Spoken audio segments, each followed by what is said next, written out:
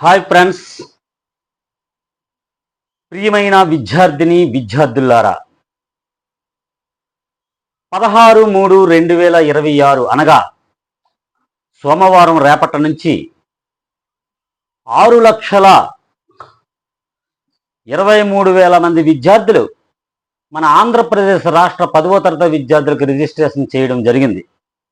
అయితే ఈ పరీక్షకు 6,16,000 మంది విద్యార్థులు రేపు జరగబోయేటువంటి మార్చ్ 16/3/2026 మార్చిను ఈ పరీక్షకు హాజరవుతున్నటువంటి విద్యార్థులకు, తల్లిదండ్రులకు, మొత్తం విద్యా వ్యవస్థకు, ఈ విద్యా వ్యవస్థను నడిపిస్తున్నటువంటి అధికారులకు, ముఖ్యంగా మానవ వనరుల శాఖ మంత్రి అయినటువంటి లోకేష్ బాబు గారికి ప్రత్యేకంగా ధన్యవాదాలు తెలియజేస్తూ, ఈ వీడియో చాలా ఉపయోగపడుతుందని నేను అనుకుంటున్నాను. ఎందుకంటే 6 లక్షల విద్యార్థుల జీవితాలు, వారి యొక్క తల్లిదండ్రుల ఆశల పల్లకి జీవితంలో స్థిరపడాలి అంటే మనకు మొట్టమొదట ప్రథమంగా చూసేటువంటి ఆధారం 10వ తరగతి సర్టిఫికేట్. 10వ తరగతి సర్టిఫికేట్తో ఉన్నటువంటి బయోడేటా కాకుండా army, navy, air force, any కాంపిటేటివ్కి వెళ్ళాలి అంటే మొట్టమొదటగా చూసేది 10వ తరగతి 10th క్లాస్ సర్టిఫికేట్, అందులో ఉన్నటువంటి మార్కులు. కాబట్టి మీరు ఎక్కడా కూడా టెన్షన్ పడకుండా 6 సబ్జెక్టులు ఈ పాటికి చదివి ఉంటారు. అందులో ముఖ్యంగా నా తెలుగు సబ్జెక్టుకు సంబంధించినటువంటి కొన్ని టెక్నిక్స్ ఏ ఒక్క విద్యార్థికి ఉపయోగపడినా నేను భవితుడిని నేను మీ అందరికీ తెలియజేస్తున్నాను. అయితే ఈ 6 లక్షల విద్యార్థులకు చెప్పేటువంటి ఈరోజు కొన్ని టిప్స్, టెక్నిక్స్, షార్ట్కట్స్, 16 పాఠాలని కూలంకషంగా ఎట్లా మనం అటెంప్ట్ చేయాలి, పరీక్ష పత్రం ఎట్లా వస్తుంది అనేటువంటి విషయాన్ని నేను మీకు వివరిస్తున్నాను. అయితే పరీక్ష పత్రంలో మనకి సుమారుగా 100 మార్కులు. ఈ 100 మార్కులని మనం ముఖ్యంగా 3 డివిజన్ చేసుకున్నట్లయితే, ఒకటి అవగాహన, ప్రతిస్పందన. ఈ తెలుగులో 100కు 100 మార్కులు వచ్చే ఛాన్సెస్ ఎక్కువగా ఉన్నాయి. కారణం ఏంటంటే అవి సులభమైనటువంటి పద్ధతిలో ప్రశ్నాపత్రం చక్కగా వస్తుందనే భావిస్తున్నాం. అయితే ఈ 100 మార్కుల్లో ముఖ్యంగా 3 భాగాలు ఉన్నాయి. ఒకటి అవగాహన, ప్రతిస్పందన. ఈ అవగాహన, ప్రతిస్పందన అనే దానికి 24 మార్కులు ఉంటాయి. స్వీయ రచన అనేది 44 మార్కులు ఉంటాయి. 3వ విభాగంలో భాషాంశాలు అనేవి 32 మార్కులు ఉంటాయి. సుమారుగా 100 మార్కులకి ఈ ప్రశ్నాపత్రం ఉంటుంది. అయితే ఈ ప్రశ్నాపత్రంలో మీరు రేపు జీవితం అనే దానికి ముందు పరీక్ష పెడుతుంది, ఆ తర్వాతే మనం ఆన్సర్స్ వెతుకుతాం నిజ జీవితంలో. కానీ ఇప్పుడున్నటువంటి విద్యార్థులకు ముందుగా ఆన్సర్స్ చదివి ప్రశ్నకు మాత్రమే ఆన్సర్ రాయాలి. కాబట్టి ఇది పరీక్ష అనేది మనం చదివినటువంటి అంశాల మీదే ఉంటుంది. కాబట్టి ఎటువంటి ఒత్తిడి కానీ, ఎటువంటి ఆందోళన కానీ, ఎటువంటి భయం కానీ లేకుండా విద్యార్థులందరూ కూడా మంచి మార్కులు తెచ్చుకొని రేపు ఐఐటికి కావచ్చు, భారతదేశానికి, ఆంధ్రప్రదేశ్కి, మన జిల్లాకి, అన్ని మన మండలానికి, మీ సొంత గ్రామానికి, ఉపాధ్యాయులకు, అలాగే తల్లిదండ్రులకు, అధికారులకు మంచి పేరు తీసుకొస్తారని ఆశిస్తూ ఈరోజు ముఖ్యంగా మనం తెలుగు విషయం గురించి మాట్లాడుకుందాం. అయితే మొట్టమొదటిసారిగా మనకి ఈ 6,16,000 మంది విద్యార్థుల్లో ఎక్కువగా మనకి కర్నూలు జిల్లా నుంచి 33,900 మంది సుమారుగా అటెండ్ అవుతున్నారు. ఆ తర్వాత అనంతపురం 31,979 మంది విద్యార్థులు హాజరవుతున్నారు. అలాగే మన రాష్ట్రంలో 28 జిల్లాల్లో తక్కువగా హాజరవుతున్నటువంటిది ఒకటి అల్లూరు సీతారామరాజు జిల్లా, 2 పార్వతీపురం జిల్లా. గత 2025 10వ తరగతి పరీక్షల్లో ప్రథమ ర్యాంకులో అంటే ఫస్ట్ ప్లేస్ వచ్చినటువంటి పార్వతీపురం మన్యం జిల్లా అనేటువంటిది మనం గుర్తుంచుకోవాలి. ఎవరిని కూడా చిన్నంతన వేయకూడదు. ప్రతి విద్యార్థిని కూడా మీ టాలెంట్ని, మీ ప్రతిభని పరీక్ష పత్రం మీద చక్కగా పెడతారని ఆశిస్తున్నాను. అలాగే మార్చి 16 నుంచి ఏప్రిల్ 1 వరకు జరిగే ఈ పరీక్షల్లో 3,500 పరీక్ష కేంద్రాలలో ఈ పరీక్షకి హాజరవ్వడం జరుగుతుంది. అందులో 94% మంది ఇంగ్లీష్ మీడియం విద్యార్థులు 6% మాత్రమే తెలుగు విద్యార్థులు హాజరవుతున్నారు. ఇదంతా కూడా మనకి తెలిసిన విదితమే. ఇప్పుడు మనం పరీక్ష పత్రాన్ని ఏ విధంగా ఉంది, ఎన్ని గంటల సమయం చూసినట్లయితే 3 గంటల 45 నిమిషాలు, 3 గంటల 15 నిమిషాలు. ఈ 15 నిమిషాలు మనకి అదనమనమాట. పరీక్ష కేంద్రానికి ఏ టెన్షన్ లేకుండా ఒక అరగంట ముందు వెళ్ళి అన్నీ చూసుకొని 15 నిమిషాలు మీకు పరీక్ష పత్రాన్ని బాగా చదవడానికి 15 నిమిషాలు సరిపోతుంది. ప్రతి ప్రశ్నని వాళ్ళు ఏమిచ్చారో మనం ఏం రాయాలి, వాళ్ళు ఏమిచ్చారో, ఏం అడుగుతున్నారు, మనం ఏం రాయాలి, సమయాన్ని చక్కగా మీరు విశ్లేషణ చేసుకొని ఈ పరీక్షని ఆందోళన లేకుండా, భయం లేకుండా రాస్తారని ఆశిస్తున్నాను. ఈ 15 నిమిషాల ప్రశ్నపత్రం చదవడానికి ఉన్న 3 గంటలు మన తెలుగు వరకు వచ్చినట్లయితే 3/8 ప్రశ్నలకి రమారమి 20 నిమిషాలు తీసుకోవచ్చు. అలాగే 44, అలాగే 12 మార్కులకి 20 నిమిషాలు, 20+20 40 నిమిషాలు. అలాగే ఎస్ఏ ప్రశ్నస్ అని వ్యాసరూప ప్రశ్నలు కూడా సుమారుగా మనకి 4 ఉన్నాయి. 4/8 మార్కులకి సుమారుగా 1 గంట 1 అవర్ తీసుకోవచ్చు. ఈ గంట ప్లస్ 60 నిమిషాలు, 60+80 నిమిషాల వరకు మనం తీసుకున్నట్లయితే ఇంకా ఉన్నవి భాషాంశాలకి మనం చక్కగా ప్రజెంటేషన్ చేయడానికి ఉంటుంది. ఏదైనా ప్రశ్న ఏ ప్రశ్న ఇచ్చారో ఆ ప్రశ్నకి ఆన్సర్ ఏంటనేది ఒక మార్జిన్ రాసి చక్కగా మీరు రాసినట్లయితే తెలుగులో మంచి మార్కులు వస్తాయి. అది ఎలాగో వివరిద్దాం. పరిచిత పద్యాలు. ఈ పరిచిత పద్యాలు అనేటువంటిది మన పాఠ్య పుస్తకాల్లో ఉన్నటువంటి అంశాలు ఉన్నాయి. ఈ పరిచిత పద్యాల్లో 1 ఆట వెలది ఆ అని ఉంటుంది, 2 తేటగీతి తేనుంటుంది, 3 కందం అనేది కాన్ ఉంటుంది. ఈ 3 పద్యాలు ఎక్కడైతే ఉన్నాయో ఆ పద్యాలను మాత్రమే మనకి పద్యం ఇచ్చి ఆ పద్యం మీద ప్రశ్నలు అడుగుతారు. ఆ ప్రశ్నలు అడిగినటువంటి వాటిపైన మాత్రమే మనకు ముఖ్యంగా ఆ పద్యంలో ఉన్నటువంటి వాటి యొక్క అన్ని కలిపితే సుమారుగా ఒక 21-22 పద్యాలు ఉన్నాయి. ఆ 21-22 పద్యాల సారాంశం మనం తెలుసుకున్నట్లయితే ఖచ్చితంగా వాడి ప్రశ్నను అడిగేదానికి గ్రాంధికంలో ఉంటుంది. మన వ్యవహారకంలో లేదా ప్రామాణికంలో లేదా సరళ గ్రాంధికంలో రాయవలసినటువంటి అవసరం ఉందన్నమాట. అయితే ముఖ్యంగా మనకి ఎన్ని ప్రశ్నలు ఇస్తారు అంటే 4 ప్రశ్నలు ఇస్తారు. ఈ 4 ప్రశ్నల్లో 4 రెళ్ళు 8. ఇక్కడ 2 పద్యాలు ఇస్తారు, 1 పద్యాన్ని మనం ఎంచుకోవాల్సిన అవసరం ఉంది. మీకు బాగా వచ్చినటువంటి పద్యాన్ని చక్కగా ప్రజెంటేషన్ చేయండి. అందులో మనకి ప్రశ్న మీరే తయారు చేయాలి కాబట్టి మనకి ఇంగ్లీష్లో WH అని ఉంటుంది, మన తెలుగులో ఏ అని ఉంటుంది. ఏ అంటే ఎందుకు, ఏమిటి, ఎలా, ఎందులోది, ఎక్కడి నుంచి తీసుకున్నారు, ఏ అనేటువంటి ప్రశ్నార్థక వాక్యాన్ని మీరు 4వ ప్రశ్నగా 4 ప్రశ్నలో 4వ ప్రశ్నగా రాయగలిగితే కనీసం 2 మార్కులు వచ్చే అవకాశాలు ఉన్నాయి. అవి ఎలాగా భావాలతో ఉంటాయి కాబట్టి అవి రాయగలుగుతారు. అయితే ఈ ఎందుకు అనేటువంటిది, ఎలా అనేటువంటి ప్రశ్న మార్కు మాత్రం మీరు ఖచ్చితంగా రాసేటప్పుడు 4వ ప్రశ్నకి ఖచ్చితంగా చూపించాలి. ఇవి మనం చదువుకున్నటువంటి అంశాల్లోనూ భాగంగానే ఉంటుంది. ఇంక 2వది పరిచిత గద్యం. ఈ పరిచిత గద్యం 1 ఇస్తాడు. ఆ 1 ఇచ్చిన దానిపైన ప్రశ్న 4 ప్రశ్నలు ఇస్తాడు. ఈ 4 ప్రశ్నల్లో కూడా మనకి మళ్ళీ కష్టపడకుండా ఎందుకు ఏమిటి అనేది మళ్ళీ 4వ ప్రశ్నగా ఉంటుంది. ఆ ఎందుకు ఏమిటి అనేటువంటి ప్రశ్న మార్కు పెట్టి మనం ఇలా రాసినట్లయితే ఫర్ ఎగ్జాంపుల్ పై పద్యం ఏ పాఠంలోనని రాస్తే ఏ పాఠంలోనని ప్రశ్న మార్కు పెడితే మనకు 2 మార్కులు వస్తాయి. అలాగే గద్యంలో పై పేర లేదా పై గద్యం ఏ పాఠంలోనిది అని అడిగితే మనకి 2 మార్కులు వచ్చే అవకాశం ఉన్నాయి. ఖచ్చితంగా సులువుగా మన తెలుగు ఉంది. పూర్వం ప్రతిపదార్థాలు, భావాలు అవన్నీ రాయవలసిన వచ్చే సమయం ఆసన్నమయ్యేది. కాబట్టి ఆ శ్రమ లేకుండా ఇప్పుడు మనకి ఈ సిస్టంలో పెట్టారు. 8 మార్కులు ఖచ్చితంగా ఎక్కడోకి 8 మనం సంపాదించుకొని 16 మార్కులు పొందాయి. ఇకపోతే రామాయణం అనేటువంటి అంశాలలో మనకి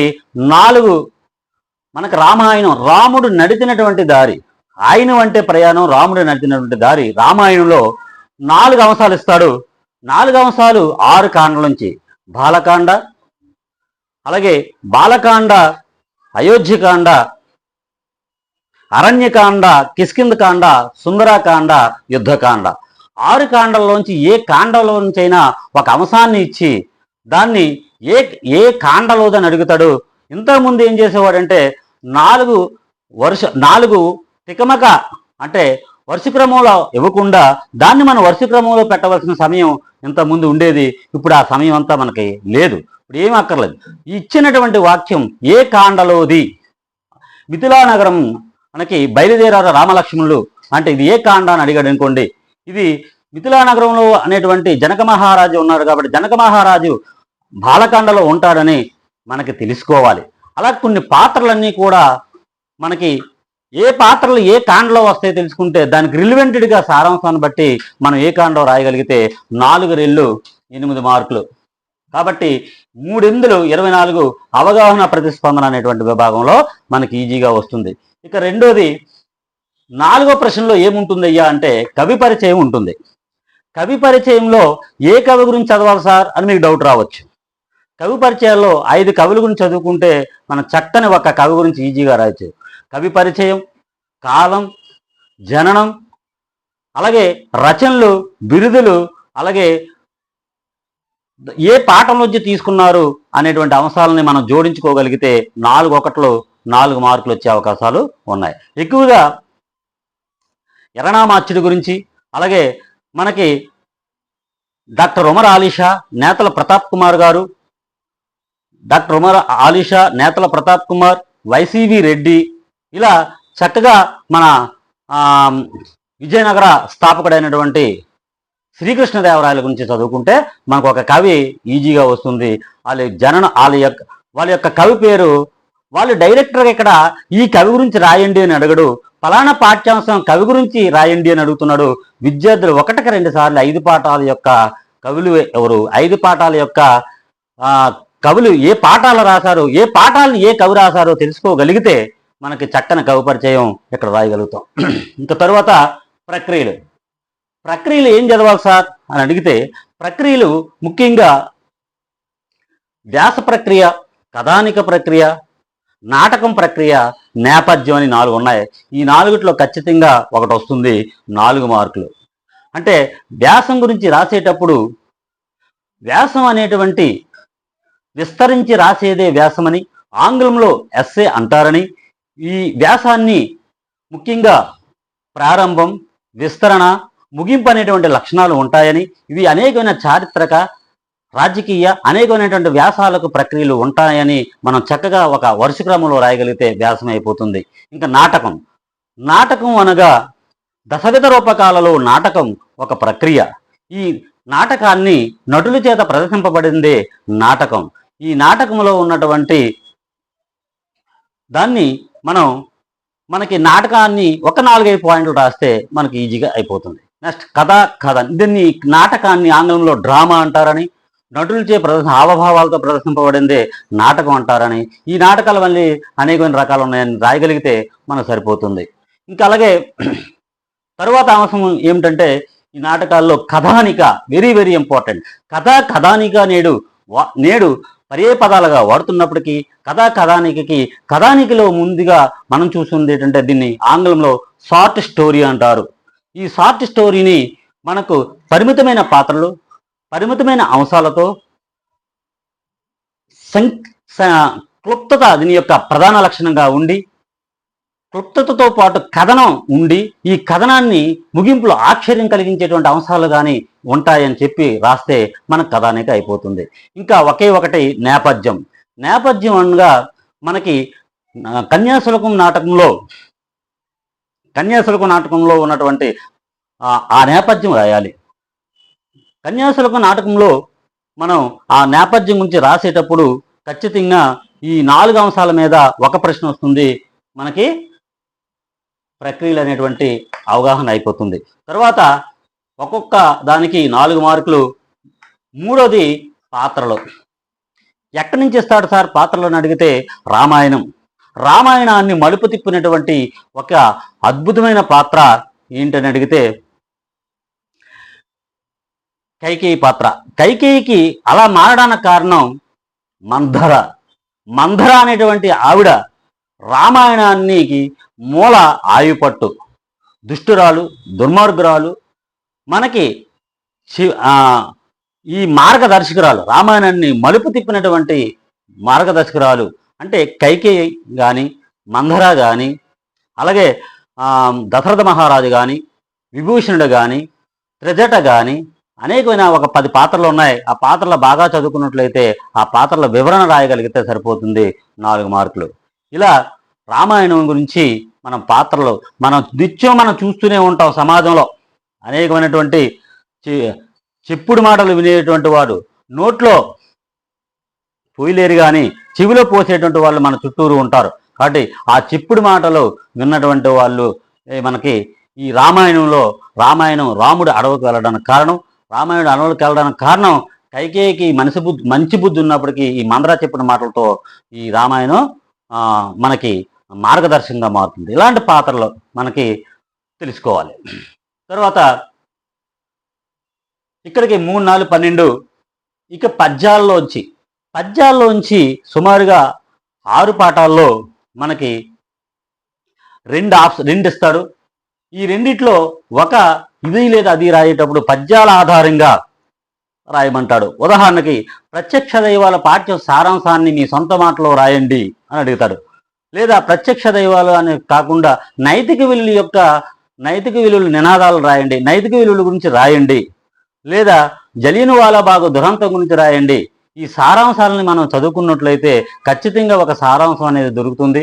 ఆ సారాంశంలో ఉన్నటువంటి పరిమితమైన పాత్రలు ఫర్ ఎగ్జాంపుల్ ప్రత్యక్ష దైవాలని పాఠ్యాంశం చూసుకున్నట్లయితే మనకి ధర్మరాజు, అరణ్య పర్వం, ధర్మరాజు, మార్కండేయుడు, కౌశికుడి యొక్క కథ చెప్తున్నప్పుడే మిథిలానగరం, ధర్మవ్యాధుడు, తల్లిదండ్రులు, కౌశికుడు ఒక మర్రి చెట్టు కింద ఉండడం, ఆ మర్రి చెట్టు కింద ఉన్నటువంటి రెట్ట వేయడం, అలాగే ఒక మహాపతివ్రత అయినటువంటి వెళ్ళాలని దగ్గరికి వెళ్ళి అమ్మ భిక్షాందేహి అనడం, ఆలస్యం అవుతుందన్నప్పుడు ఎర్రగా చూస్తే నేను పక్షిని అనుకున్నవా, చూస్తే మాడి మసైపోవడానికి, నీకు ఇంకా చాలా అంశాలు తెలుసు, నీ దగ్గర విజ్ఞానం ఉన్న కానీ సంస్కారం లేదు, నీకు జ్ఞానం లేదు, వెళ్ళి ధర్మవ్యాధుడిని కలుసుకో అని చెప్పడం, ధర్మవ్యాధుడి దగ్గరికి మిథిలానగర్కి వెళ్ళడం, ధర్మవ్యాధుడు చూసి నువ్వు ఎందుకు వచ్చావో నాకు తెలుసని చెప్పడం, తదేక దృష్టితో ఆవిడ పంపించింది కాబట్టి వచ్చిందని చెప్పడం, ఆశ్చర్యపోవడం కౌశికుడు వంతు. ఇద్దరు వెళ్ళి తన తల్లిదండ్రులను ఏ విధంగా చూసుకుంటున్నాడో ప్రత్యక్ష దైవాల్లో చూపించడం, ప్రత్యక్ష దైవాల్లో ఉన్నటువంటి తల్లిదండ్రులను భగవంతుడు అన్ని చోట్ల ఉండకుండా తల్లిదండ్రులు మనల్ని చూసుకునేటువంటి విధానాన్ని, తల్లిదండ్రులు మనం చూసుకునేటువంటి విధానాన్ని ధర్మవ్యాధుడు మనకు చూపిస్తాడు. ఇలాంటి పాత్రలు మనకి ఉన్నాయి. అప్పుడు కౌశికుడు పరిచయం చేయడం, కౌశికుడికి తల్లిదండ్రులను మాట్లాడడం, అలాగే ధర్మవ్యాధుడు తల్లిదండ్రులతో మాట్లాడడం, కౌశికుడికి కనువిప్పు కలగడం, ధర్మవ్యాధుడు కౌశికుడిపై ఎందుకు కోపగించుకున్నాడో తెలుసుకోవడం. ఇలా ఒక సిస్టమేటిక్గా ఒక క్రమ పద్ధతిలో ఏదైనా కొన్ని పాత్రలను జాగ్రత్తగా చూసుకుంటే మనకి ఈజీగా అలా వరుస క్రమంలో పెట్టుకొని వాడు అడిగే ప్రశ్నకు ఆధారంగా మనం రాయాలి. అలాగే ధర్మవ్యాధుడు కౌశికుడు సంభాషణ అడిగేటప్పుడు సృజనాత్మకంలోకి వెళ్ళిపోవాలి. అలా మనం ఈ పాఠ్యాంశాలని, అలాగే జలియన్వాలా బాగ్ వచ్చేటప్పుడు, నైతిక విలువలు వచ్చేటప్పుడు ఒక పద్యాన్ని తీసుకుని ఆ పద్యంలో కీ పాయింట్ ఉంటుంది. అలాంటి 12 పాయింట్లు రాసుకుంటే నైతిక విలువలు అనేటువంటి శతక మధురిమ అనేటువంటి పాఠ్యాంశాన్ని మనం ఈజీ చేయాలి. జలియన్వాలా బాగ్ వచ్చేటప్పటికి 1919 రౌలట్ చట్టం, జలియన్వాలా బాగ్, వైశాఖి మాసం, జనరల్ డయ్యర్, కాల్పులు, మరణం, ఇవన్నీటువంటి భారతీయులు ఎలాంటి స్వాతంత్రాన్ని ఉన్నారు అనేటువంటి అంశాలని మనం జోడించుకోగలిగితే చక్కగా మంచి మార్కు వచ్చే అవకాశం ఉంది. ఇంకా తర్వాత గద్యంలో కూడా 2 ప్రశ్నలు ఇస్తాడు. మనం ఒక ప్రశ్న బాగా వచ్చిన ప్రశ్నను ఎంచుకోవాలి. 8 మార్కులు. ఎప్పుడు కూడా వ్యాసం రాసేటప్పుడు పరిచయం, ఆ ప్రశ్నకు తగ్గాలంటే వివరణ, ముగింపు అనే అంశాలని మనం వ్యాసంలో ముఖ్య లక్షణాల్లో చెప్పుకున్నాం కాబట్టి అలా రాయడం చాలా చాలా ఇంపార్టెంట్. ఇంకా గద్యం వచ్చేటప్పటికి చేజారిన బాల్యం అనేటువంటి శీల వీర్రాజు గారి యొక్క 46 సంవత్సరంలో ప్రతి అభ్యర్థి కూడా చిన్నతనంలో తన జ్ఞాపకాలను మెమరు వేసుకుంటాడు కాబట్టి ఆ విధంగా 46 సంవత్సరాలు వచ్చేటప్పుడు తన చిన్ననాటి జ్ఞాపకాలను మెమరు వేసుకున్నాడు శీల వీర్రాజు గురించి, అతను ఏం చేశాడు, వాళ్ళ స్నేహితులతో ఎలా ఉన్నాడు అనే పత్రికలు చూసుకుంటే సరిపోతుంది. ఇదన్నీ కూడా మనకి అలాగే జీవని చూసుకోవాలి. తరువాత ఉన్నటువంటి అంశాల్లో రామాయణంలో మరలా 2 ప్రశ్నలు ఇస్తాడు. రామాయణం ఆధారంగా 2 ప్రశ్నలు ఇస్తాడు. అందులో మనం ఒక ప్రశ్న రాయాలి. అందులో ఎక్కువగా మనకి రామాయణ ప్రాశస్త్యాన్ని కానీ, రామాయణం యొక్క ప్రసిద్ధిని కానీ, సీతారాముల యొక్క కళ్యాణం కానీ, రాముని వ్యక్తిత్వాన్ని కానీ, అలాగే సీత అపహరణ గురించి కానీ, అలాగే కొన్ని అంశాలు చాలా ముఖ్యమైనటువంటి ఒక 6-7 వరకు ఒక మంచి ప్రశ్నలు ఉన్నాయి. ఆ ప్రశ్నలు ఒక జాగ్రత్తగా చదువుకోగలిగితే మనకి రామాయణం నుంచి 8 మార్కులు చేసుకోగలరు. ఇక తర్వాత వచ్చినట్లయితే సృజనాత్మకత. సృజనాత్మక ప్రశ్నలు ఎలాగ అడుగుతారు సార్ అని చూసినట్లయితే సృజనాత్మకత 2 రకాలు. పద్యం ఆధారంగా సృజనాత్మకత, గద్యం ఆధారంగా సృజనాత్మకత, సహజ సిద్ధంగా ప్రశ్నలు. ఎలాగ అడుగుతాడు అని చూసినట్లయితే నీవే నాయకుడివైతే ఏం చేస్తావు, అది సహజ సిద్ధమైనటువంటి ప్రశ్న. అలా కాకుండా స్వాతంత్ర సమరయోధుల గురించి పోరాడుతున్నటువంటి వాళ్ళు ఒక స్వాతంత్ర సమరయోధుల గురించి అభినందన పత్రం లేదా ప్రశంస పత్రాన్ని రాయండి అనేటప్పుడు అది సహజ సిద్ధమైనటువంటి ప్రశ్న. అలా కాకుండా ధర్మవ్యాధుడు కౌశికుడి యొక్క సంభాషణ రాయండి అంటే అది పద్యం ఆధారంగా ప్రశ్న. అలా కాకుండా చిన్ననాటి బాల్య విశేషాలను నెమరవేసుకుంటూ ఒక కథ రాయండి అని అడిగితే అది గద్యం ఆధారమైనటువంటి ప్రశ్న. అలా కాకుండా మనకి లేఖా ప్రక్రియ, బతుకు గంప అనేటువంటి పాఠ్యాంశంలో ఎల్లమ్మ పడినటువంటి కష్టాలను ఒక లేఖా రూపంలో మీ మిత్రుడు రాయండి అంటే ఎల్లమ్మ ఆధారంగా గద్యం ఆధారంగా ప్రశ్న. అంటే 2 ప్రశ్నలు ఒకటి సహజసిద్ధంగా రావచ్చు, లేదా ఒక పద్యం ఆధారంగా రావచ్చు, లేదా వాడి గద్యం ఆధారంగా రావచ్చు. కానీ క్రియేటివిటీ అనేది నీకు పదును పెడుతుంది కాబట్టి దీన్ని చక్కని మార్కులు తెచ్చుకుంటారని ఆశిస్తున్నాను. అలా మూడు పార్ట్లోంచి 8 మార్కులు అంటే 4 ఎందులు 32 మార్కులు వచ్చే అవకాశం ఉంది. ఇకపోతే మనకి భాషా అంశాలు అంటే 3 8 24, ఇవి 3 4 12, ఈ 3 8 24, టోటల్ ఇక్కడికి 24 మార్కులు 44 మార్కులు అయిపోయాయి. ఇంకా 3వ విభాగానికి వచ్చినట్లయితే భాషా అంశాలలో అలంకారం 11వ ప్రశ్నగా ఉంటుంది. ఏ ప్రశ్నకి ఏమి రాయాలనేది కూడా అభ్యర్థులు గమనించాలి. అలంకరోతీతి అలంకర, ఏదైతే అలంకరించబడుతుందో అదే అలంకారం. 2 రకాలు, ఒకటి శబ్దాలంకారం, 2 అర్థాలంకారం. శబ్దాలంకారాలకు వచ్చేటప్పటికి ఎక్కువగా చేకానుప్రాస, వృత్యానుప్రాస. ఒక హల్లు అనేక మార్లు వృత్యానుప్రాస, 2 హల్లుల జంట అర్ధభేదంతో వస్తే చేకానుప్రాస, తాత్పర్య భేదంతో వస్తే, అర్ధభేదం లేకుండా తాత్పర్యం వస్తే లాటానుప్రాస. ఒక పదాన్ని విడిచి రెండో పదాన్ని మళ్ళీ రెండో వరుస తీసుకొని ముక్త పదగ్రస్తం. ముక్తం అంటే విడిచిపెట్టడం, గ్రస్త అంటే తీసుకోవడం, ముక్త పదగ్రస్తాల ఇలా చూసుకోవాలి. ఇంకా అర్ధాలంకారాలు ఎక్కువగా పోలిక, వలె, లా, గా, విదంబు, రీతి అనేటువంటి ఏమైనా మీకు కనబడితే అది ఖచ్చితంగా ఉపమాలంకారం అని రాయండి.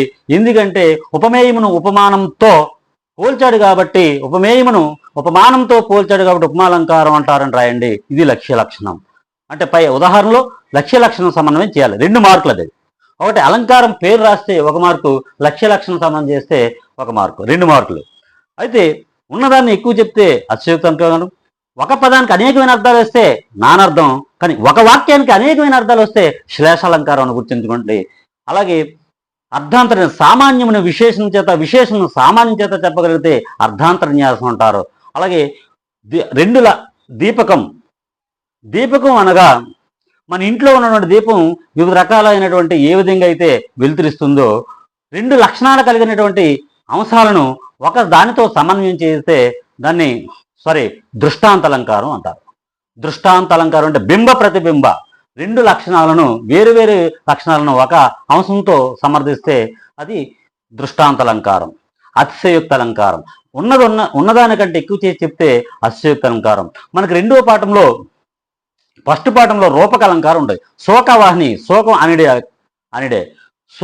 అనిడే వాహిని అంటే ఇక్కడ దుఃఖాన్ని దుఃఖాగ్ని, దుఃఖమును అగ్ని 2 భేదం లేనట్టు చెప్పాడు.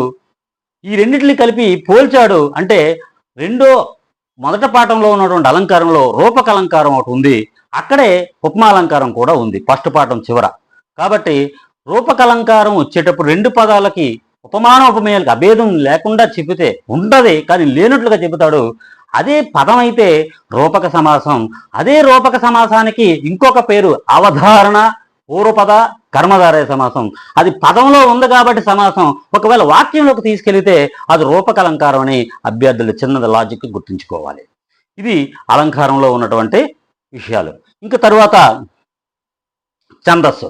ఛందస్సులో ముఖ్యంగా అంత చదవక్కర్లా, బా అనేటువంటి గణం రావడానికి గురువు లఘువు లఘు ఉందేమో చూడండి, ఉన్నవి అవి బరణబ బరాబా వస్తాయని చెప్పండి, అదే ఉత్పలమాల అని రాయండి. అలాగే ఆది గురువు బా కాబట్టి బరణబ, నా అంటే నథింగ్ గురువు అంటే గురువే ఉండడు కాబట్టి 3 గణాలు కూడా నా వస్తే నజబజ జజర అని గుర్తించండి. పద్యం అంతా చేయక్కర్లేదు మీరు.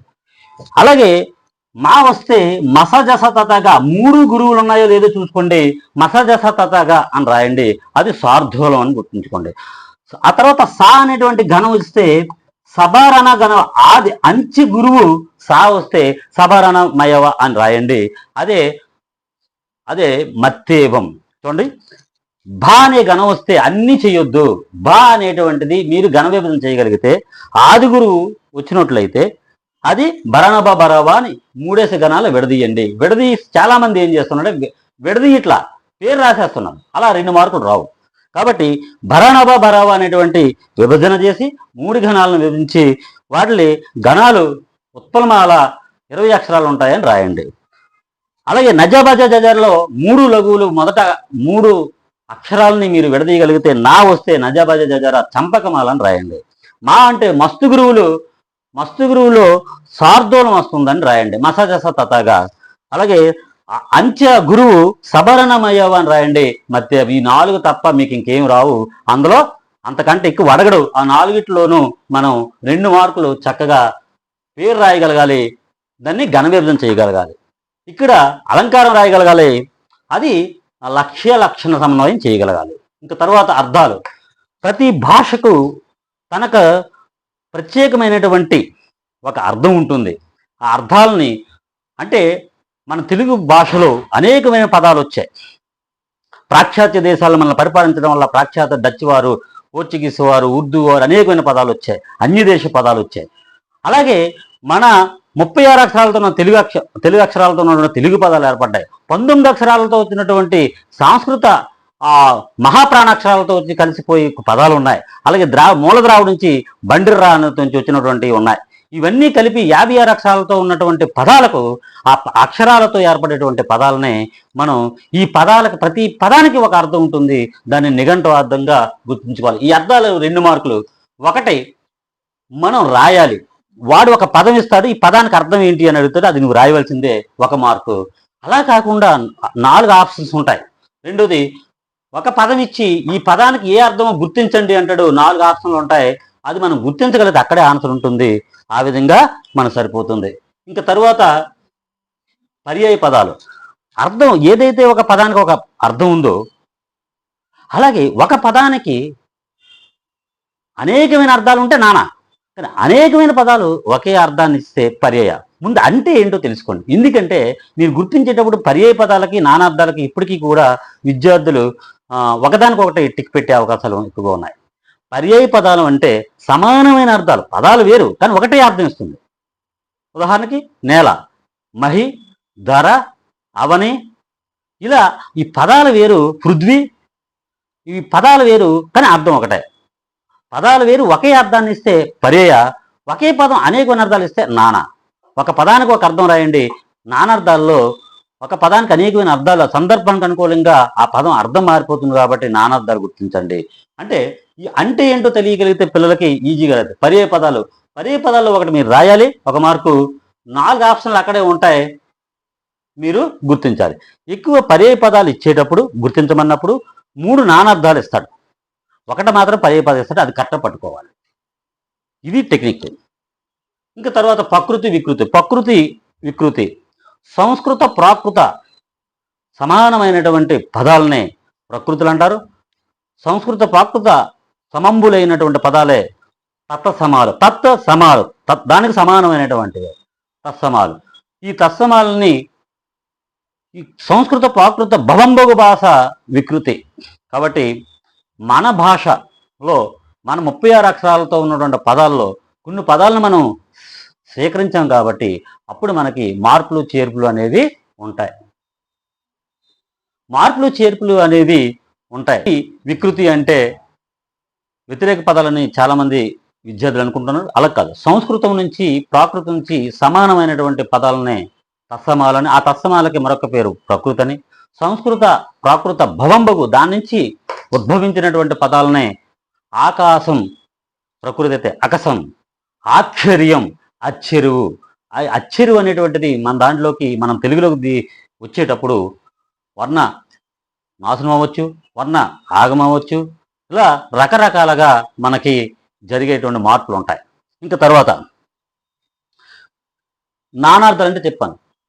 ఒక పదానికి అనేకమైన అర్థాలు ఉంటే నానా, కానీ ఒక వాక్యానికి అనేకమైన అర్థాలు ఉంటే శ్లేషాలంకారం. వాక్య రూపంలో ప్రయోగించబడితే శ్లేష, పదరూపంలో ప్రయోగించబడితే నానార్థం.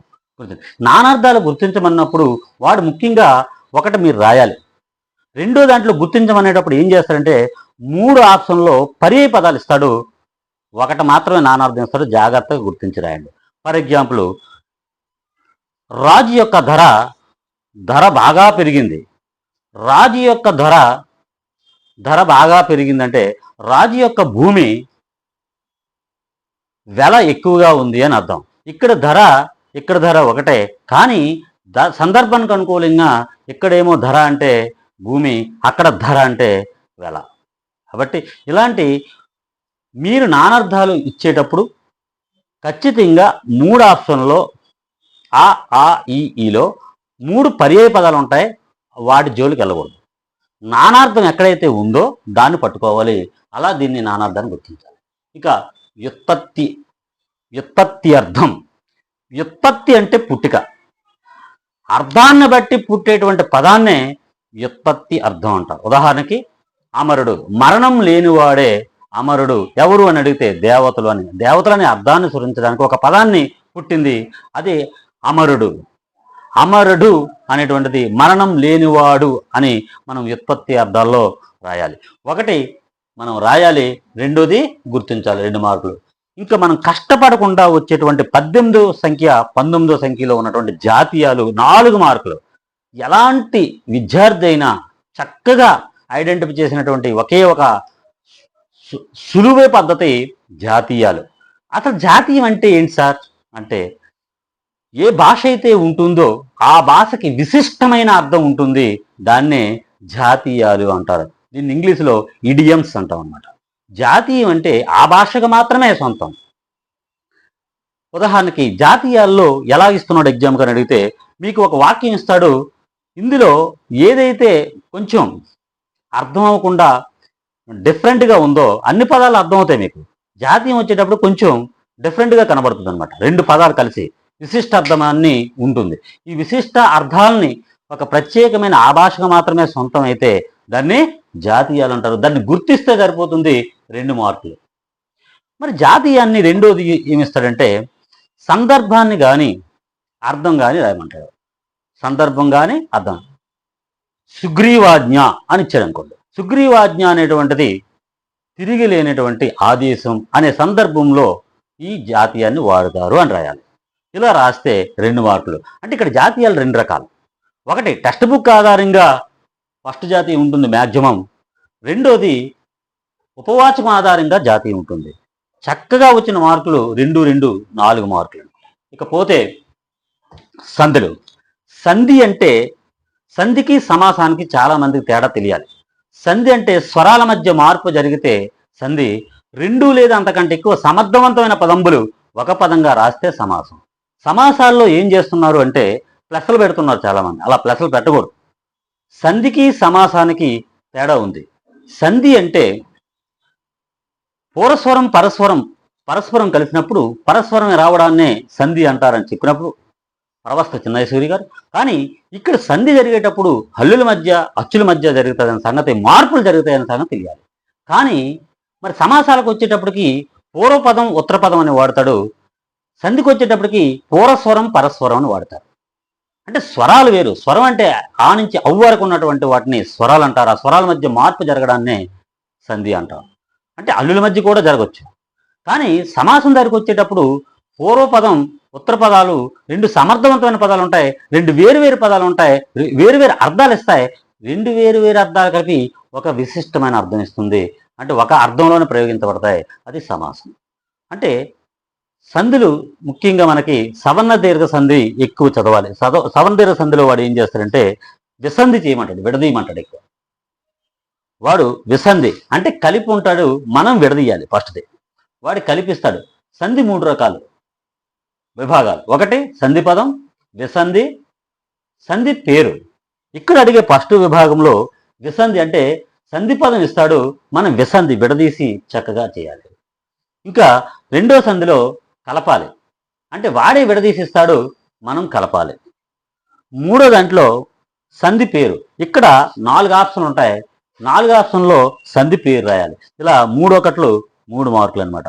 ఎక్కువ సవర్ణ సంధి, గుణసంధి, వృద్ధి సంధి, యనాదేశ సంధి చూసుకోండి. రెండోది అకార సంధి, ఎకార సంధి, ఒకార సంధి చక్కగా చూసుకోవాలి.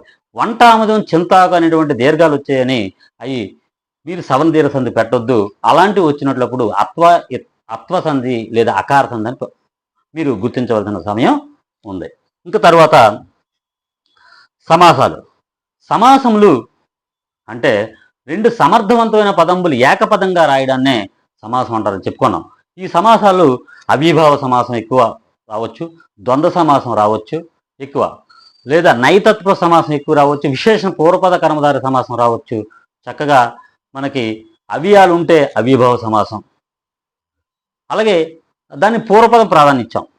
తత్పురుష సమాసం, తత్పురుష సమాసాలని విభక్తుల ఆధారంగా వస్తాయి. విభక్తుల ఆధారంగా వచ్చిన సమాసమే తత్పురుష సమాసాలు అంటారు. తత్పురుష సమాసానికి వ్యధికరణం అంటాం.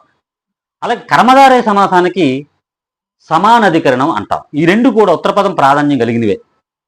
ఇందులో ఎక్కువ మనకి ద్విగు సమాసం, ద్వంద్వ సమాసం, అలాగే 2 నామవాచకాలు ఉంటే ద్వంద్వ సమాసం అంటాం. అలాగే సంఖ్య పూర్వపదంగా వస్తే ద్విగు సమాసం అంటాం. విశేషం పూర్వంలో ఉంటే విశేషణ పూర్వపదం అంటాం. విశేషం రెండో దాంట్లో ఉందనుకోండి విశేషణ ఉత్తరపదం అంటాం. ఇలా మనం తత్పురుష సమాసం ఒకటి ఉంది. ఆ అన్యాయం, అక్రమం, ఆ అనేటువంటిది మనకి ఎక్కువగా కనబడినట్లయితే అది కానిది అనేటువంటి విషయాల్లో మనం ఎక్కువ నైతత్వ సమాసాన్ని మేము దృష్టి పెట్టాలి పిల్లలు. ఇక అన్ని సందులు అన్ని సమాసాలు అవ్వవు, అన్ని సమాసాలు అన్ని సందులు అవ్వవు. కొన్ని సందులు కొన్ని సమాసాలు అవుతాయి, కొన్ని సమాసాలు కొన్ని సందులు అవుతాయి. ఉదాహరణ రాజాజ్ఞ, రాజు యొక్క ఆజ్ఞ. రాజాజ్ఞ సవర్ణ సంధి, రాజు యొక్క ఆజ్ఞ షష్ఠితత్వ సమాసం. ఉదాహరణ తల్లిదండ్రులు, తల్లి తండ్రి ద్వంద్వ సమాసం, తల్లిదండ్రులు గసరదవాద ఇస్తుంది. విద్యార్థి, విద్యను అర్థించేవాడు ద్వితీయ తత్వ సమాసం, విద్యా ప్లస్ అర్థి, విద్యా ప్లస్ అర్థి విద్యార్థి సవర్ణ దీర్ఘ సంధి. ఇలా మనకు కొన్ని సందులు కొన్ని సమాసాలు అవ్వచ్చు, కొన్ని సమాసాలు కొన్ని సందులు అవ్వచ్చు. కానీ అన్ని సందులు అన్ని సమాసాలు అవ్వవు, అన్ని సమాసాలు అన్ని సందులు అవ్వని విద్యార్థులు గమనించాలి. ఇంకా తర్వాత ఆధునిక వాక్యం 25వ సంఖ్య ఆధునిక. ఆధునిక వాక్యంలో మీరు ఇంబులని కానీ ఇమ్ములని కానీ యాలు కానీ ఉంటాయి. ఇవి తీసేసి వ్యవహారక పదాల్లో ఇప్పుడు మనం మాట్లాడుకున్నటువంటి గ్రామ్య వ్యవహారిక పదాలను లోకి మార్చాలి.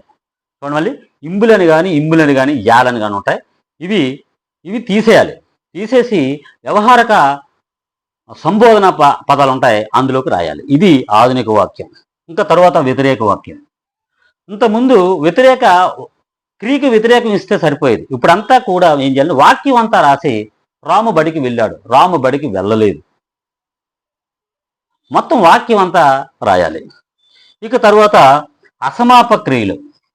అసమాప క్రియలు మనకి ఇంతకుముందు ఏం చేసేవాడంటే చదవక, ఉండి, ఉండక అని ఆప్షన్ గుర్తించి అని గుర్తించితే సరిపోయేది. ఇప్పుడు అది తీసాడు. దాని స్థానంలో ఏం చేశాడంటే అసమాప క్రియలు పెట్టాడు.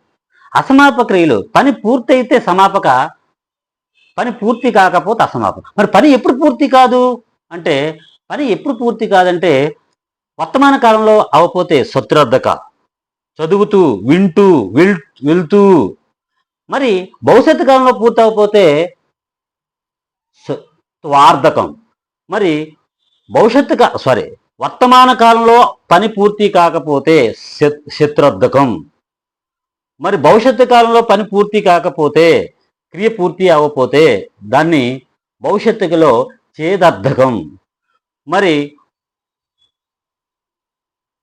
భూతకాలంలో పని పూర్తి కాకపోతే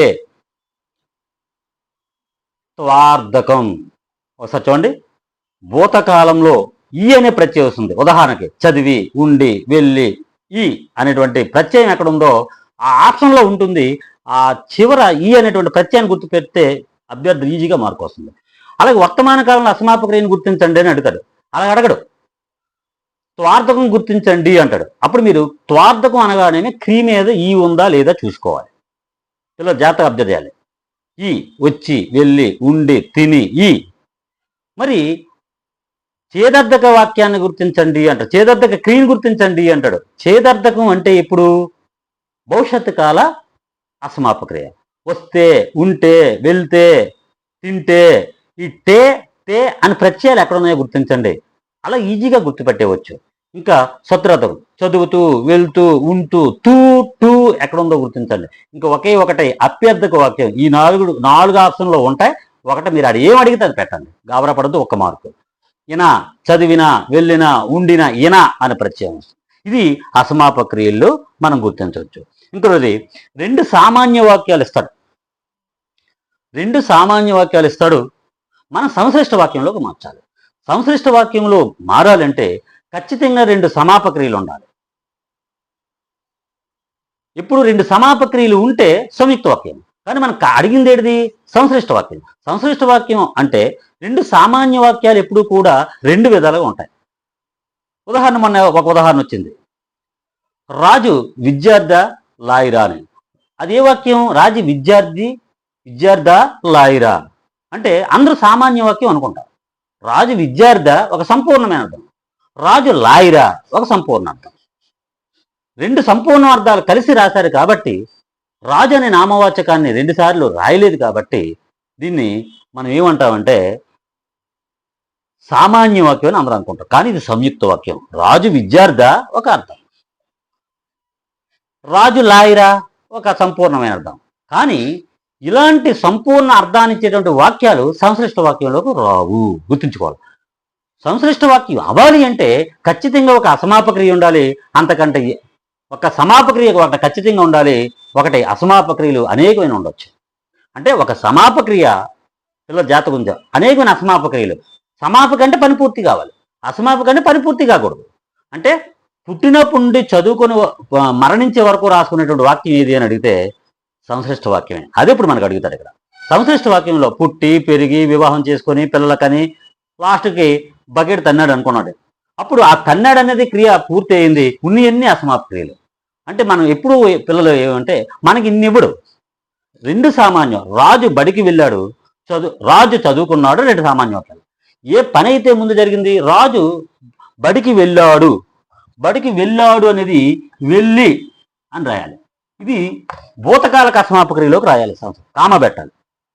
చదువాడు అనేది క్రియ పూర్తయింది. అంటే చదువాడు అనేది రాజు బడికి వెళ్ళాడు ఒక సామాన్య వాక్యం, రాజు చదువాడు అనేది ఒక సామాన్య వాక్యం. సంశ్లిష్ట వాక్యంలోకి మార్చాలి అంటే ఖచ్చితంగా సంపూర్ణ అర్థాలులో మార్చలేము. మరి దేని వల్ల క్రియలు ఉండాలి. క్రియలు ఎన్ని ఉండాలి? ఖచ్చితంగా ఒక సమాపక్రియలు ఉండాలి, ఒకటి కంటే ఎక్కువ అసమాపక్రియలు ఉండాలి. అప్పుడు ఎక్కువ ఎందులోని ఇస్తున్నాడు అంటే భూతకాలక అసమాపక్రియ సంశ్లిష్ట వాక్యమే ఇస్తున్నాడు. అందుచేత మనం ఏం చేయాలంటే రాము బడికి వెళ్ళాడు అనేది వెళ్ళి, చదువాడు అనేది క్రియ పూర్తి చేయాలి. ఇది సంశ్లిష్ట వాక్యంలో మనం గుర్తించవలసినటువంటి 2 సామాన్య వాక్యాలు, ఒక సంశ్లిష్ట వాక్యంగా మనం. మరి కర్తరీ వాక్యం, కర్మణీ వాక్యం. కర్తక ప్రాధాన్యత ఇస్తే కర్తరీ వాక్యం, కర్మక ప్రాధాన్యత ఇస్తే కర్మణీ వాక్యం. చేతబడు, చేతబడు అనేటువంటి ఈ చేత అనే తృతీయ తత్పురుష సమాసం తృతీయ విభక్తితో ఏర్పడింది కాబట్టి తృతీయ విభక్తి. బడు అనేది క్రియ మీద వస్తుంది అనేది గుర్తుంచుకోవాలి. రాజు రామును కొట్టను. రాజు చేత రాముడు కొట్టబడ్డాడు, రాము కొట్టబడ్డాడు అన్న రాముచే రాజు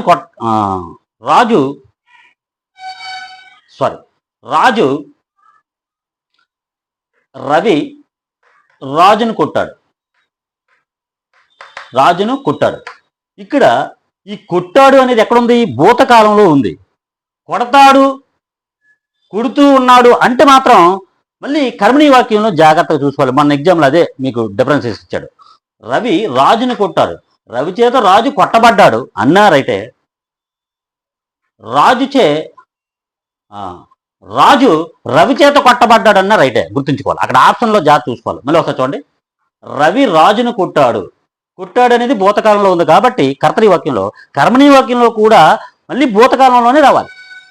కాబట్టి రవి రాజును కొట్టాడు అనేదాన్ని ఈ రాజు కర్త, రవి కర్త, రాజు కర్మ, కొట్టాడు క్రియ. ఇప్పుడు రాజు రవి చేత కొట్టబడ్డాడన్న రైటే, రవి చేత రాజు కొట్టబడ్డాడన్న రైటే. కాబట్టి అక్కడ 4 ఆప్షన్లో జాగ్రత్తగా చూసుకోవాల్సిన సమయం ఆసన్నమైంది. తర్వాత కర్తరి వాక్యం, కర్మయోగం, ప్రత్యక్ష వాక్యం, పరోక్షం. ప్రత్యక్ష వాక్యం పరోక్ష వాక్యంలో తెలియాలంటే మనకు ఉత్తమ పురుష, మధ్యం పురుష, ప్రథమ పురుష తెలియాలి. ఎక్కువగా ఈ ప్రత్యక్ష వాక్యం పరోక్ష వాక్యం గతంలో లేదు, ఇప్పుడు కొత్తగా ఇది ఇచ్చాడనమాట. ఇది కొత్తదే. ప్రత్యక్ష వాక్యం అంటే, పరోక్ష వాక్యం ఏంటి అంటే ఇద్దరు వ్యక్తులు ముఖాముఖి మాట్లాడుకున్నటువంటి విషయాలని ప్రత్యక్ష వాక్యం అన్నట్టు, లేదా విషయాన్ని ఉన్నట్లు మాట్లాడుకోవడం ప్రత్యక్ష వాక్యం అన్నట్టు. అయితే ఇక్కడ ప్రత్యక్ష వాక్యం పరోక్ష వాక్యంలో 3 సంఘటనలు జరుగుతాయి. ఒకటి, ఇన్వర్టెడ్ కామా ఉంటుంది, ముందు ఇన్వర్టెడ్ కామా తీసేయాలి. 2, సర్వనామాలైనటువంటి నేనని కానీ మేమని కానీ ఉంటాయి. అప్పుడు ఈ నేను అనేది తానుగా మారాలి, మేము అనేది తాముగా మారాలి. ఇక్కడ ఎప్పుడైతే నేను అన్నాడో అక్కడ మళ్ళీ నువ్వు అనే ప్రత్యయాలు వస్తాయి. మేము అన్నాడో తాము అనేటువంటి ప్రథమ పురుషులకు మారాలి. ముందు ఫస్ట్ పాయింట్ చూడండి, ముందు ఇన్వర్టెడ్ కామా ఉంటుంది, ఇన్వర్టెడ్ కామా తీసేయాలి. 2, ఉత్తమ పురుషులో ఉంటుంది, ప్రథమ పురుషులకు మార్చాలి. 3వది, అన్న ఇన్వర్టెడ్ కామా క్లోజ్ అయిన దగ్గర సంధి జరుగుతుంది. అంటే వచ్చానని అన్నాడు. ఈ ఆకి సంధి జరిగితే ఈ ఇక్కడికి వచ్చి వచ్చానని అన్నాడు అంటే ఇక్కడ సంధి జరుగుతుంది. అంటే ఇన్వర్టెడ్ కామాకు ముందు ఉన్నటువంటి క్రియ ఏదైతే ఉందో తర్వాత అనే దానికి సంధి జరుగుతుంది. ఆ ఏమో సంధి జరిగినప్పుడు పూర్వస్వరం పోయి పరస్వరం దాని మీదకి వచ్చి మొత్తం కలిపి రాయాలి. ఇది ప్రత్యక్ష వాక్యం పరోక్ష వాక్యం.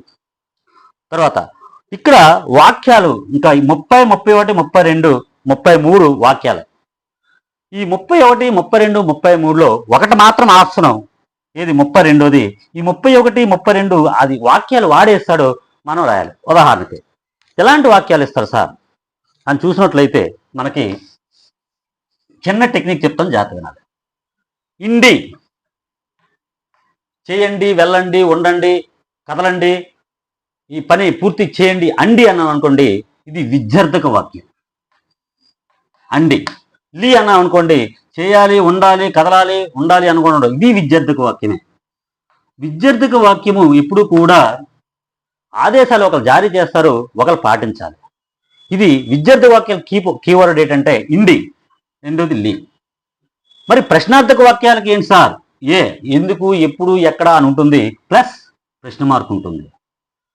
మరి ఆశ్చర్యార్థానికి తేడా ఏంటి సార్ అంటే ఆశ్చర్యార్థక చిహ్నం ఉంటుంది, కానీ ఒక్కొక్కసారి మనం వాక్యం దగ్గరికి వెళ్ళాలి. ఉదాహరణ చెప్తాను. వాడు వస్తాడో రాడో, వస్తాడో అనే దగ్గర ఆశ్చర్యం ఉంటుంది, రాడో అనే దగ్గర ఆశ్చర్యం ఉంటుంది. అలాంటప్పుడు వస్తాడో రాడో అనేది ఆశ్చర్యార్థకు గుర్తుంది కాబట్టి మీరు ఆశ్చర్యార్థకు పెట్టకూడదు. ఓ అనే ప్రత్యయం వచ్చింది చూడండి అక్కడ. ఓ, ఏమో అనేటువంటి చూడాలి. ఈ ఏమో అనేటువంటి ఎక్కడైతే క్రియల మీద ఉంటాయో అవి ఖచ్చితంగా సందేహార్థక వాక్యాలను గుర్తించండి. మరి నేను వస్తాను, మేము వస్తాము అన్నాడు, ఇదే వాక్యం ఖచ్చితంగా జరుగుతున్నటువంటి వాక్యాలని మనం నిక్షయార్థకంలోకి వాడాలి. నిక్షయార్థకం, నిక్షయ. ఇందులో కీవర్డ్ ను, ము. చేస్తాను, ఉంటాను, వస్తాను, చేస్తాము, వస్తాము, ము. ఇక్కడ నేను వస్తాను అన్నప్పుడు నువ్వు ఉంది కాబట్టి ఇక్కడ నువ్వు వస్తాయి. మేము వస్తాము అనేటప్పుడు ము ఉంది కాబట్టి ము వస్తాయి. ఇది నిక్షయార్థక వాక్యం, డిసైడింగ్. విద్యార్థి వాక్యంలో చేయండి, ఉండండి, వెళ్ళండి, కదలండి, ఇవి ఇవి ఎదుటి వ్యక్తికి మనం ఆదేశాలు చేస్తున్నాం కాబట్టి ఇవి మధ్యమ పురుషుకి ఆదేశాలు వెళ్తున్నాయి. ఇది నీ గురించి నువ్వు ఖచ్చితంగా చెబితే ఈ రెండు తేడా జాగ్రత్త అభ్యర్థులు గమనించాలి. నిశ్చయార్థకంలో నీ గురించి నువ్వు ఖచ్చితంగా చేస్తానని చెప్తే నిశ్చయార్థకం, ఎదుటివాడు ఖచ్చితంగా చెయ్యాలని చెప్తే విద్యార్థకం. ఈ టెక్నిక్ జాగ్రత్త. మళ్ళీ ఇంకెక్కడ తేడా ఉంది? ఆశ్చర్యార్థక వాక్యానికి ఏమో, ఏకి ఏమో అనేదాన్ని ఆశ్చర్యార్థం వచ్చింది, ఆశ్చర్యార్థకం పెట్టొద్దు. అయ్యో అలా జరిగిందా ఆశ్చర్యార్థం. కానీ అతడు వస్తాడో రాడో అనేది ఆశ్చర్యార్థకం ఉంటుంది, కానీ ఆశ్చర్యార్థకం పెట్టొద్దు. ఏమో ఏ అనేది గుర్తుంచుకోవాలి. ఇంకా తర్వాత నిషేధార్థక వాక్యం దు అని కానీ లేదు అని కానీ, వద్దు, రావద్దు, వెళ్ళొద్దు, ఉండొద్దు, చేయొద్దు, ఇది నిషేధార్థక వాక్యం. ఆ తర్వాత కళాగల నేను చేయగలను, ఉండగలను, సామర్థ్యార్థక వాక్యం. కలుగుగాక అనేది ఆశీర్వాదార్థక వాక్యం. మీరు నిండు నూరేళ్ళు ఉండు కలుగుగాక, మీరు నిండు నూరేళ్ళు ఆయుష్ ఆరోగ్యాలతో ఉండుగాక, కాక ఇది ఆశీర్వాదార్థక వాక్యం. నేను చేయగలను, ఉండగలను, సామర్థ్యార్థక వాక్యం. నిషేధార్థక వాక్యం. ము నిశ్చయార్థక వాక్యం. చెయ్యండి, ఇది విద్యార్థక వాక్యం. సామర్థ్యాలు చదివించు, ఉండించు, ఇదంతా కూడా చదివించాడు. ఇంచు అనేది ప్రేరణార్థక వాక్యాలు. మరి రావచ్చు, వెళ్ళొచ్చు, ఉండొచ్చు, ఇది అనుమత్యార్థక వాక్యం. ఇలా మనకి 3 మార్కులు ఉంటాయి. 3 మార్కులు చక్కగా మనం చేయొచ్చు.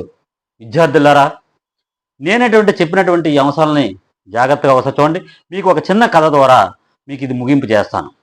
ఇప్పుడు మీరు విద్యార్థులకి మీకు ప్రత్యక్ష దైవాలైనటువంటి తల్లిదండ్రులే భగవంతుడు అన్ని చోట్ల ఉండకంట మీకు ప్రత్యక్ష దైవాలు లాంటి తల్లిదండ్రులు సృష్టించాడు. ఆ తల్లిదండ్రులు మిమ్మల్ని తల మీద పెట్టుకొని భుజ స్కంధాలపై ఈడ్చుకొని వెళ్ళాలి కాబట్టి బతుకు గంపలాగా మిమ్మల్ని జీవనం సాగిస్తూ ఉంటారు. ఎప్పుడైతే ఈ బతుకు గంపలో మీరు వాళ్ళు కష్టపడి వాళ్ళ రక్తాన్ని చిందించి మిమ్మల్ని పెంచి పోషించి మిమ్మల్ని తీసుకెళ్తున్నారో మీకు మంచి మాటలు చెబుతారు, నైతిక విలువలు చెప్తారు. ఈ నైతిక విలువలు చెప్పినప్పుడు మిమ్మల్ని దగ్గర కూర్చోబెట్టుకొని మంచి మాటలు ఉపన్యాసంలో చెప్తారు. ఎప్పుడైతే ఉపన్యాసంలో చెప్పారో అక్కడ జలియన్వాలా బాగ్ అనే దగ్గర కొందరు దుండగులు వచ్చి మనల్ని చంపడం జరిగింది వాళ్ళ తల్లిదండ్రులని. అప్పుడు ఆ పిల్లవాడు ప్రకృతిలోకి వెళ్ళిపోతాడు. ఎప్పుడైతే ప్రకృతిలోకి వెళ్ళాడో జీవిస్తూ ఉంటాడో ఆ జీవించినటువంటి రాజే శివాజీ. ఆ శివాజీ ఏం చేస్తాడంటే జీవించినటువంటి విధానంలో కన్యల్ని అంటే మన ఆడపిల్లల్ని ఇబ్బంది పెడుతూ ఉంటాడు. ఇబ్బంది పెడుతుంటే అప్పుడు ఏం చేస్తాడంటే రాజు అయ్యి వాళ్ళని యుద్ధం ప్రకటిస్తాడు. యుద్ధం ప్రకటించినాక వాళ్ళని దేశం నుంచి వెళ్ళగొడతాడు. ఆ వెళ్ళగొట్టిన తర్వాతే అప్పుడు మంచి మాటలతో ఈ దేశానికి ఉత్తమ పౌరులుగా తయారు కండి, ఈ దేశానికి ఉపయోగపడండి, ఈ రాష్ట్రం చుట్టూ జరుగుతున్న అన్యాయాలను అక్రమాలను ఎదిరించండి అని ఒక కథ చెప్పి ముగిస్తాడు. ఇప్పుడు నేను ఈ కథ చెప్పిన దాంట్లో జాగ్రత్త గుర్తుంచుకోండి. మీ అందరికీ తల్లిదండ్రులు ప్రత్యక్ష దైవాలను ఫస్ట్ పాఠం ప్రత్యక్ష దైవాలు ఎరణామాత్యుడు, ఇది పరిచయంలో రాయండి. అలానే ప్రశ్న ఈ పాఠ్యాంశం నుంచి తీసుకునబడింది. ప్రత్యక్ష దైవాలనే పాఠ్యాంశాన్ని ఎరణామాత్యుడు అరణ్యపర్వంలో నుంచి రచించినటువంటి వాక్యం ఇది అని ప్రారంభం చేయండి. ఈ విధంగా తల్లిదండ్రులను మనం చూసుకోవాలి. మనల్ని తల్లిదండ్రులు ఏ విధంగా అయితే కష్టపడి సంపాదించారో మనం వాళ్ళ చూసుకోవాలని ముగింపు పలకండి. ఇదే వ్యాసం యొక్క ముఖ్య లక్షణం. ఓకే, ఏం చెప్పాను? ప్రత్యక్ష దైవాల తర్వాత ఏం చెప్పాను అంటే బతుకు గంప మనల్ని ఈడ్చుకొని వెళ్తున్నారు. బతుకు గంప అనే పాఠ్యాంశాలు వస్తే ఎల్లమ్మ రచయిత యొక్క సంభాషణ జాగ్రత్త చూసుకోవాలి. వ్యాసానికి సంభాషణకి ప్లస్ ఎల్లమ్మ ఒక ఆదర్శ మహిళగా ఇన్ని కష్టాలు పడి ఆ పిల్లల్ని ఆ భర్తని ఈదుకొచ్చిందో మనకి ఎల్లమ్మ పాత్ర. అంతే ఎల్లమ్మ అనే పాత్ర ఉన్నటువంటి పాఠ్యాంశం బతుకు గంప. మూడోది ఏం చెప్పాను? నైతిక విలువలు చెప్తారని చెప్పాను. నైతిక విలువలు ఎందులో ఉంటాయి? శతక మాధుర్యంలో ఉంటాయి. కాబట్టి శతక మాధుర్యంలో అనేక కవులు ఉంటారు, మంచి నీతి వాక్యాలు చెప్తారు. మొక్కై వంగనదే మౌనై వంగన. చిన్నప్పుడు తల్లిదండ్రులైనా కొట్టాలి, లేదా పెద్ద అయినాక గురువులైనా భయం చెప్పాలి, లేదా సమాజమైనా భయం చెప్పాలి. ఇప్పుడు ఈ 3 లేకపోవడం పోలీస్ చేతిలోకి వెళ్ళిపోయి దుర్మార్గుల్లాగా తయారవుతున్నారు. ఈ విధానాన్ని కంట్రోల్ చేయాలంటే ఈ చిన్నప్పటి నుంచి 1వ తరగతి చెప్పి మనకి పీజీ వరకు కూడా ఈ నైతిక విలువలపై శతక మాధుర్యాన్ని పెట్టారు. కాబట్టి 3వ పాఠం శతక మాధుర్యం. ఎప్పుడైతే శతక మాధుర్యం అయిపోయిందో మంచి మాటలు చెప్తూ ఉన్నారో దగ్గర కూర్చోబెట్టి చెప్తున్నారు పెద్దయ్యారు పిల్లలు. ఉపన్యాస కళని మనకు చెప్పినటువంటి వారే మనకి వాసిరెడ్డి సీతాదేవి. ఈ వాసిరెడ్డి సీతాదేవి అనేటువంటి పాఠ్యాంశాన్ని రచించింది కాబట్టి ఆ పరిచయంలో అవి రాస్తారు తండ్రి. ముగింపులో పై విధంగా మంచి ఉపన్యాస లక్షణాలు, సభాకంపం ఉండకూడదు, భయపడకూడదు, సూటిగా ఉండాలి, సంక్షిప్తంగా ఉండాలి, చెప్పదలసిన విషయం సూటిగా చెప్పాలి. ఇలాంటి అంశాలన్నీ కూడా ఉపన్యాసకాల్లో ఉంటాయి. ఎప్పుడైతే దగ్గర చెప్తూ ఉన్నప్పుడు జలియన్వాలా అనే బాగు దగ్గరికి వచ్చి బ్రిటిష్ వాళ్ళు ఏం చేశారంటే ఆ తల్లిదండ్రులని, ఎవరైతే స్వాతంత్రం కోసం చెప్తున్న తల్లిదండ్రులు కాల్చేశారని చెప్తాను ఆ కథలో. అదే జలియన్వాలా బాగ్. జలియన్వాలా బాగు ఎప్పుడైతే యాక్సిడెంట్ అయ్యిందో ఎవరు వస్తారో డాక్టర్ వస్తారు, డాక్టర్ ఉమర్ ఆలీసా. డాక్టర్ ఉమర్ ఆలీసా గురించి కవి పరిచయం రాయొచ్చు, కవి పరిచయంలో జలియన్వాలా బాగ్ దురంతం గురించి రాయమన్నప్పుడు ఆ పరిచయంలో రాయొచ్చు. ఎప్పుడైతే జలియన్వాలా బాగ్ దురంతం అయిపోయిందో పిల్లవాడు ఏం చేశాడు, ఈ తల్లిదండ్రులని అక్కడి నుంచి ఆ సంఘటనని తప్పించుకొని ఎక్కడ పోయాడు, ప్రకృతిలోకి పోయాడు. ప్రకృతిలోకి పోయినటువంటి వాడే ప్రకృతి సందేశం. ప్రకృతి సందేశాన్ని రాసిన వాడు ఎవరు అంటే వైసివి రెడ్డి. ఇవై అప్పుడు పరిచయం రాయొచ్చు. ప్రకృతి సందేశం ఏం చెప్తుంది? ఐకమత్యంగా ఉండమని చెప్తుంది, చీమల క్రమశిక్షణతో ఉండమని చెప్తున్నాయి, ఒకరికొకరు సహకరించుకోమని చెప్తుంది. కానీ మనం ఏం చేస్తున్నాం? మన చదువు అంతా కూడా డబ్బు లక్షలు సంపాదించామా ఏటి అంటే, కానీ సంస్కారం లేదు. అంటే ప్రకృతిని చూసి నేర్చుకోండి అని చెప్పాడు. ప్రకృతి సందేశాన్ని రాసిన వైసివి రెడ్డి. ఎప్పుడైతే ప్రకృతిలో పెరుగుతున్నాడో జీవని వచ్చేటప్పుడు ఏ పాత్రలు గుర్తించాలి? విశ్వనాథం, లలిత, జీవని. అంటే కనీస అవసరాలు కలిగినటువంటి వ్యక్తులను ఏ విధంగా పెంచి పోషించాలో ఆ తల్లికే నిజంగా హ్యాట్సప్. జీవని అనే పాఠంలో తల్లి యొక్క పాత్ర ఆ జీవనని ఏ విధంగా పెంచి పోషించి ఒక చిత్రకారునిగా తయారు చేస్తుందో ఆ పాఠం ద్వారా మనం చేసుకోవచ్చు. అంటే జీవించాడని చెప్పాను కదా ఆ పిల్లడు, జీవని. ఎప్పుడైతే జీవిస్తున్నాడో ఏం చేశారంటే, మనకి జీవిస్తున్నప్పుడు మన కన్యలను ఇబ్బంది పెడుతున్నారు అని, అంటే మన ఆడపిల్లలను బ్రిటిష్ వాళ్ళు ఇబ్బంది పెడుతున్నప్పుడు ఏం చేశారంటే మనవాడు తిరుగుబాటు చేశాడు. ఆ పెరిగినటువంటి కుర్రవాడే శివాజీ లాంటి విప్లవకారులు దేశాన్ని రక్షించుకోవడానికి పెరిగాడు. ఆ పెరిగినప్పుడే మన భారతీయ మహిళలను కాపాడు, అదే కన్యాశుల్కం, గురదాడ వెంకటప్పారావు. ఎప్పుడైతే పెరిగాడని చెప్పాడో దీన్ని సహించలేక యుద్ధం చేశాడని చెప్పాను. శివాజీ అక్కడ ఏ విధంగా యుద్ధం చేశారో మనం కూడా ఈ జీవితం అనే యుద్ధంలో చేస్తున్నాం. అది యుద్ధ విజేత. ఇక్కడ చాలా చక్కని మాటల పరిచయంలో చెప్పాలి. యుద్ధ విజేత నేతల ప్రతాప్ కుమార్ గారు. నేతల ప్రతాప్ కుమార్. నేతల ప్రతాప్ కుమార్ గురించి యుద్ధ విజేత చెప్పేటప్పుడు యుద్ధంలో గెలవడం కాదు, యుద్ధాన్ని గెలవడం ముఖ్యమని రోహిణి నదీ జలాల దగ్గర ఉన్నటువంటి సంఘటనని సిద్ధార్థుడు ఏ విధంగా వదిలి వెళ్ళిపోయాడు పరిచయంలో రాయాలి. చూడండి కథ. ఎప్పుడైతే యుద్ధం ప్రకటించావో బ్రిటిష్ వాళ్ళు పారిపోయారని చెప్పాను. బ్రిటిష్ వాళ్ళు మన దేశాన్ని మనకు వదిలేసి స్వతంత్రాలు ఇచ్చి వెళ్ళిపోయారని చెప్పాను. దాని గురించి యుద్ధ విజేత తర్వాత మనకి రాజయ్య అని చెప్పాను కదా. రాజుకు ముందే కన్యలను ఇబ్బంది పెడుతున్నప్పుడు రాజయ్య అని చెప్పాను, అతను శివాజీ. రాజధర్మం వచ్చేటప్పటికి శ్రీకృష్ణదేవరాయలు ఏం రాశారు అంటే అముక్త మాల్యద ఏం రాశారు? యమునాచార్యులు ఎవరు? రాజు, పరిపాలకులు ఎలా ఉండాలి? హితులు, అహితులు, హితాహితులు అనేటువంటి 3 అంశాలు ఉంటాయి. అది ఎస్ఏ. అది తర్వాత యుద్ధ విజేత, యుద్ధాన్ని విడిచి వెళ్ళిపోయారు. ఇప్పుడు మన భారతీయులకి ఏం కావాలి? మంచి సూక్తి నిధి కావాలి. అదే సూక్తి నిధి పాఠం. ఈ సూక్తి నిధిని ఎస్ గంగప్ప రాశారు. కానీ మనకు కావాల్సింది ఏంటి? ఎస్ఏ కోసం అడిగాడు పరనింద పరదనాపేక్ష. మనతో పాటు మన పక్కన్నోడి కూడా దాచేసుకోవాలనుకుంటాం, ఎప్పుడు నిందలు వేయాలనుకుంటాం. అవన్నీ తప్పని చెప్పాడు అన్నమాచార్యులు 12వ పాఠంలో. ఇప్పుడు చెప్పండి, ప్రత్యక్షంగా కనపడిన దేవతలే ప్రత్యక్ష దైవాలు పాఠం. రెండోది తల్లిదండ్రులు బతుకు భారాన్ని నీరుస్తున్నాం, బతుకు గంప. మూడోది మంచి విలువలు చెప్తున్నాం అని చెప్పాము, నైతిక విలువలు. శతకమాధుర్యం దగ్గర కూర్చోబెట్టి చెప్పుకున్నారన్నాం, ఉపన్యాసకళ చెప్తున్నప్పుడు జలియన్వాలా బాగ్ అనే ప్రాంతంలో బ్రిటిష్ వారు వచ్చి వాళ్ళ తల్లిదండ్రులు కాల్చారని చెప్పాం. జలియన్వాలా బాగు చదువుతా రక్తపు టైర్లో ప్రవహిస్తున్నటువంటి తప్పించుకొని ప్రకృతిలోకి వెళ్ళిపోయాడు. ప్రకృతి సందేశంలోకి వెళ్ళేటప్పుడు అక్కడ జీవించాడని చెప్పాం, జీవని. జీవించిన తర్వాత రాజయ్యని చెప్పాం, రాజధర్మం. రాజైన తర్వాత మన ఆడపిల్లలను ఇబ్బంది పెడుతున్నాను, కన్యాశుల్కం తర్వాత యుద్ధం ప్రకటన చెప్పడం, యుద్ధ విజేత.